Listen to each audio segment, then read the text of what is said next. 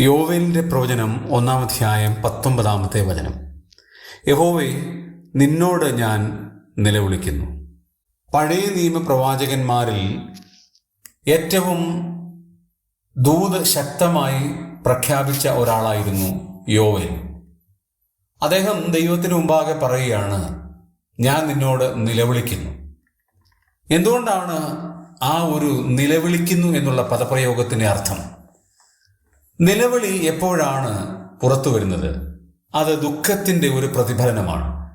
ഹൃദയം ദുഃഖം സഹിക്കാൻ കഴിയാതെ വണ്ണമാകുമ്പോഴാണ് നിലവിളി പുറത്തു വരുന്നത്.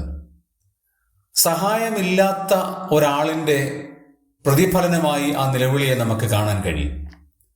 ദൈവമല്ലാതെ ആശ്രയം വേറെ ആരുമില്ല എന്നുള്ള അർത്ഥത്തിലും നിലവിളിക്കുന്ന ആളിനെ കാണാം. ഹാഗാറിന്റെ നിലവിളിയും പൈതലിന്റെ കരച്ചിലും ചരിത്രപ്രസിദ്ധമായ ഉദാഹരണങ്ങളാണ്. ഹാഗാർ നിലവിളിച്ചത് എൻ്റെ മകന്റെ മരണം കാണണ്ട എന്നുള്ള നിലയിലാണ്. എന്നാൽ ഹാഗാറിന്റെ പൈതൽ നിലവിളിച്ചതോ കരഞ്ഞതോ ഒരു തുള്ളി വെള്ളത്തിന് വേണ്ടിയായിരുന്നു. ഇവിടെയും യോവേൽ പറയുന്നത്, ഞാൻ നിന്നോട് നിലവിളിക്കുന്നു. സ്വർഗത്തിലെ ദൈവത്തിന്റെ മുമ്പാകെ നിലവിളിക്കുന്നവരുടെ നിലവിളി സ്വർഗത്തിലെ ദൈവം കേട്ട് മറുപടി നൽകും എന്നുള്ളതിന് യാതൊരു സംശയവുമില്ല.